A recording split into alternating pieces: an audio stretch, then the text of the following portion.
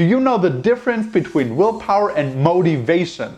I've seen a lot of videos out there on YouTube talking about motivation and willpower as if they are the same thing, which in fact they are not at all. Motivation means that you actually desire to take an action, whereas willpower means that you force yourself to take an action. For example, I might be really motivated to make a lot of money and become rich, but it still takes me willpower to read and educate myself about finance. So with that being said, in today's video we are gonna focus solely on how you can go and increase your motivation. Not your willpower, your motivation. Check it out.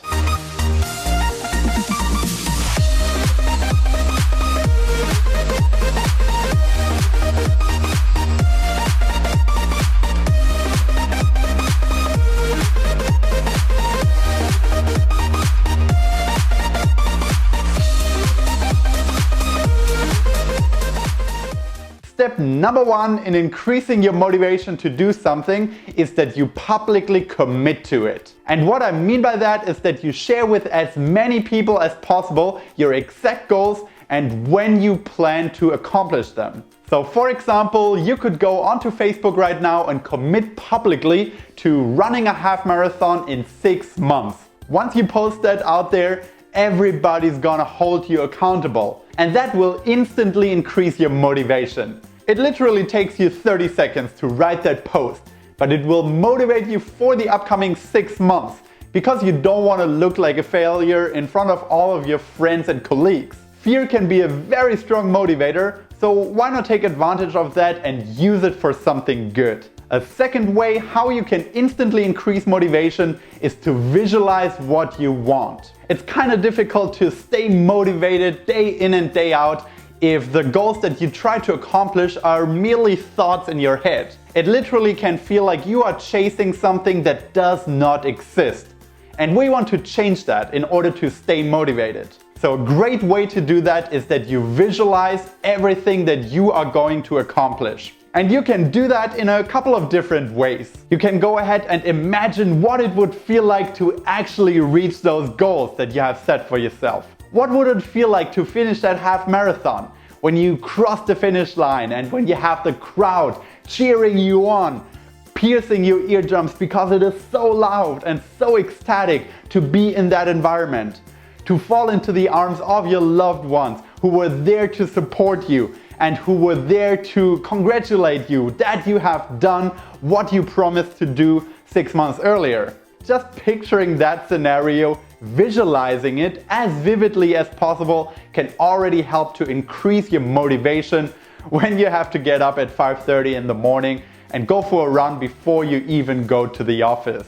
You see, suddenly you have given yourself a reason why you're putting yourself through all of this. Suddenly you remember again what you're getting out of all that suffering that you're putting yourself through. Another way to visualize, and maybe that's a little bit cliche, but it really works, is to have a vision board. And that works exceptionally well for things that are more materialistic. I don't really believe in all this rah-rah stuff from The Secret, where you just have to think of something and then the universe will go and provide you with it.